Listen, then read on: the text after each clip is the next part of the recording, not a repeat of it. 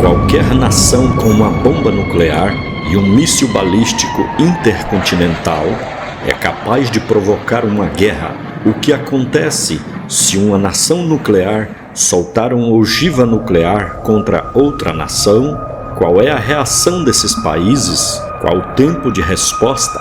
60 minutos para o fim da raça humana? Vale a pena refletir. O relógio do juízo final já está ligado. E é assim que este cenário começa. Algum país pequeno, mas com uma capacidade nuclear, como a Coreia do Norte, hipoteticamente lança uma ogiva nuclear contra uma potência nuclear como os Estados Unidos. O que acontece agora? O míssil balístico intercontinental acaba de ser lançado nas proximidades de Pyongyang, na Coreia do Norte. Mísseis balísticos intercontinentais, ou ICBMs, são uma tecnologia-chave para o uso de armas nucleares. O ICBM é capaz de carregar uma ogiva nuclear para qualquer lugar do mundo com precisão de menos de 30 minutos. O lançamento de um ICBM da Coreia do Norte, o Haeong-17, começa com uma queima de 5 minutos, seguida por uma trajetória balística a mais de 1.000 quilômetros de altura e termina reentrando na atmosfera. Agora, os satélites BIRDS dos Estados Unidos detectam o lançamento do ICBM. Os satélites BIRDS têm um objetivo: detectar a queima de combustível e alertar o Pentágono sobre o lançamento de mísseis balísticos ICBMs e a sua trajetória e o tempo de impacto, e representam o primeiro passo no protocolo de respostas americana a uma ameaça nuclear. Normalmente, quando nações capazes de lançar ICBMs realizam testes, essas nações avisam os outros países para evitar confusões. A Coreia do Norte é a única nação que não avisa ninguém. Em 30 segundos, os satélites determinam uma trajetória provável do ICBM, a costa leste dos Estados Unidos, onde a capital americana Washington se encontra. Uma cadeia de eventos minuciosamente ensaiadas começa. Os dados são recebidos pelas instalações de dados aeroespaciais do Colorado. Em menos de 3 minutos, o alto comando do Exército é reunido e informações de possíveis ataques nucleares da Coreia do Norte, que está a caminho e deve chegar em menos de 25 minutos. Cabe ao alto comando do Exército interpretar essa situação e reportar ao presidente americano, que vai tomar a sua decisão sobre como lidar com a situação. O plano americano para lidar com ataques nucleares é chamado de O-Plan. E de certa forma, a primeira parte do plano acabou de falhar. Dissuasão nuclear. Os Estados Unidos possuem mais de 1.000 armas nucleares prontas para serem lançadas em instantes. A Rússia possui números similares. Qualquer um desses países é capaz de acabar com o mundo em questão de segundos.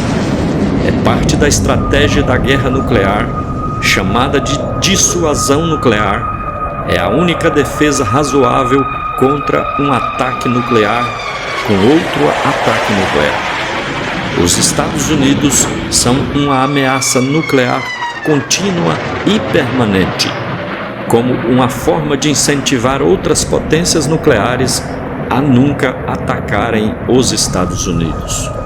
Porque os Estados Unidos são capazes de retaliar e destruir os atacantes com suas próprias armas nucleares. Essa é a teoria da dissuasão nuclear. Impedir um ataque nuclear com uma ameaça ainda maior. Uma estratégia-chave na política do mundo moderno. E essa estratégia acabou de falhar. como provado pelo lançamento do ICBM da Coreia do Norte. O ICBM norte-coreano termina sua fase de queima e agora ele é invisível aos satélites. E em questão de minutos, os radares do solo americano vão localizá-lo de novo. O presidente americano recebe uma ligação sobre a situação e do outro lado da chamada estão o secretário de Defesa em um bunker debaixo do Pentágono e o chefe do Comando Estratégico americano em uma base no Alasca. O Comando Estratégico, ou Stratcom, é justamente um grupo responsável por estudar como usar armas nucleares e responder ao uso de armas nucleares. O presidente é informado de um possível ataque nuclear da Coreia do Norte, realizado através de um único ICBM. Esse cenário não é só uma ameaça, mas é uma ameaça estranha. Uma única bomba nuclear não é o suficiente para destruir a capacidade de retaliação americana. Então, será que esse seria um ataque verdadeiro? Talvez o ICBM não carregue uma arma nuclear, ou seja, só uma demonstração de força estúpida, um ataque único, sem uma escalada prévia de tensões. Gera uma situação muito estranha. É possível saber se o ICBM de fato carrega uma bomba nuclear? E mesmo assim, o que o presidente deve fazer? Em teoria, está determinado pelo OPLAN. Iniciar um ataque nuclear devastador contra a Coreia do Norte. Essa é a política de lançamento no aviso. Caso os Estados Unidos detectem o ICBM voando em direção ao solo americano, a ideia é que os Estados Unidos devem revidar o mais rápido possível. E não só isso, mas eles devem revidar com um ataque decapitador, que tem como objetivo destruir todos os comandos da nação inimiga de uma única vez. Cabe ao presidente entender a situação e decidir qual vai ser a melhor opção de retaliação. E já se passaram 30 segundos. E agora o presidente tem 6 minutos para decidir se o ataque é crível o suficiente para um contra-ataque e qual vai ser a forma desse contra-ataque.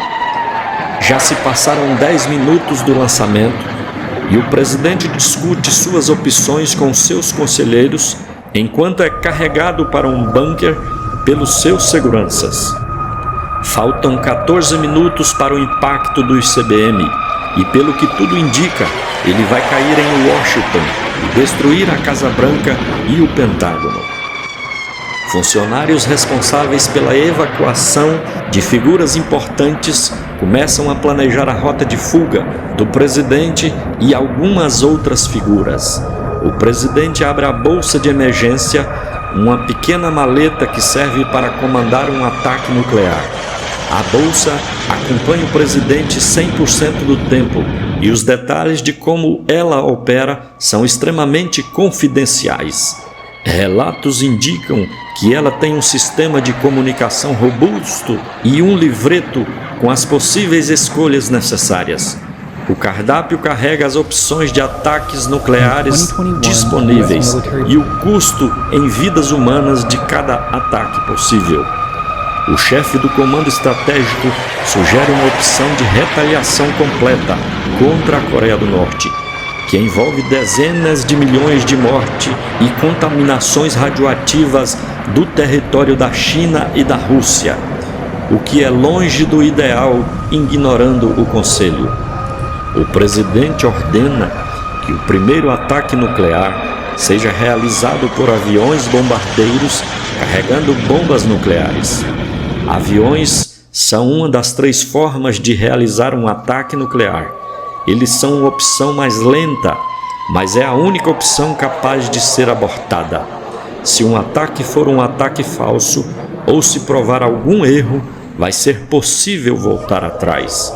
Nos próximos minutos, inúmeras figuras importantes para o governo americano vão ser removidas de possíveis alvos de ataque para alguns dos vários bunkers ao redor dos Estados Unidos.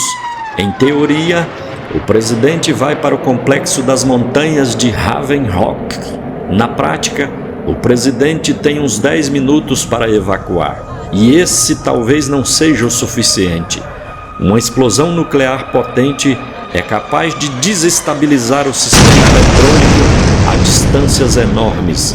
Existe uma chance real do helicóptero carregando o presidente americano de ser afetado pela explosão.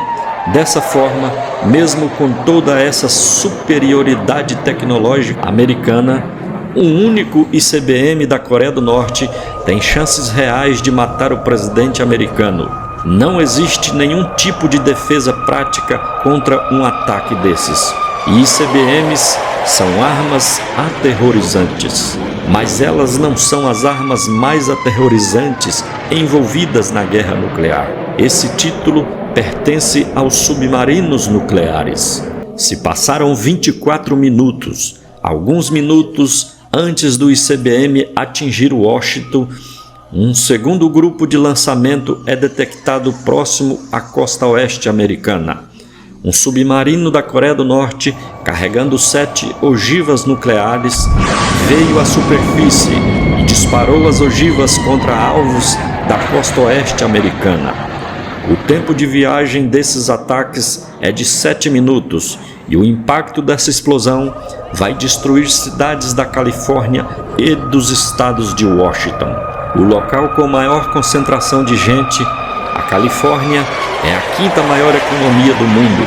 As instalações militares dos estados de Washington são vitais para o comando do exército americano. E a costa oeste é o ponto mais importante do comércio dos Estados Unidos. Destruir esse alvo é destruir a capacidade dos Estados Unidos de responder à guerra, assim como sua força econômica. Os submarinos são a tática que garante o resultado final do ataque. Nesse ponto, as outras nações se envolvem. Afinal de contas, o governo americano já enviou seus bombardeiros em direção à Coreia do Norte. A única forma de responder a um ataque nuclear é com mais força nuclear. E esse ataque representa o sinal de colapso da situação. E quando se trata de guerra nuclear, a falta de confiança é a condenação de todos os envolvidos. Se uma nação como a China não for capaz de garantir que os Estados Unidos não vão atacá-la em seguida, o seu melhor movimento é o ataque imediato para proteger a sua força nuclear e política. Uma nação que vai ser atacada não pode garantir a força do seu ataque e retaliação. E quando se trata de uma guerra nuclear, qualquer nação sem capacidade de ataque é uma nação morta. Concluindo, as primeiras nações diretamente envolvidas seriam Rússia, China, França e todos os países da OTAN, pois em seu tratado diz: se um país membro da OTAN for atacado, todos os membros contra-atacam. Isso arrastaria todos os países da Europa para essa hipotética Terceira Guerra Mundial.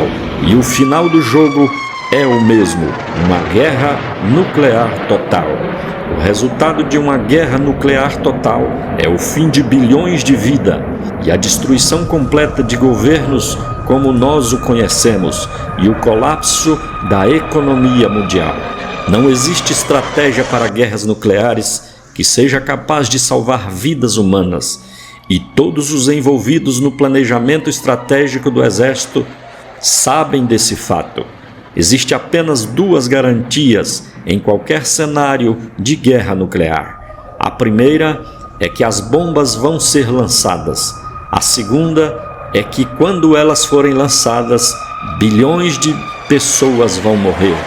Esse vídeo mostra o relógio do juízo final. Gostaria do seu apoio se inscrevendo em nosso canal. Isso nos incentiva a produzir mais vídeos como este. Até o próximo vídeo.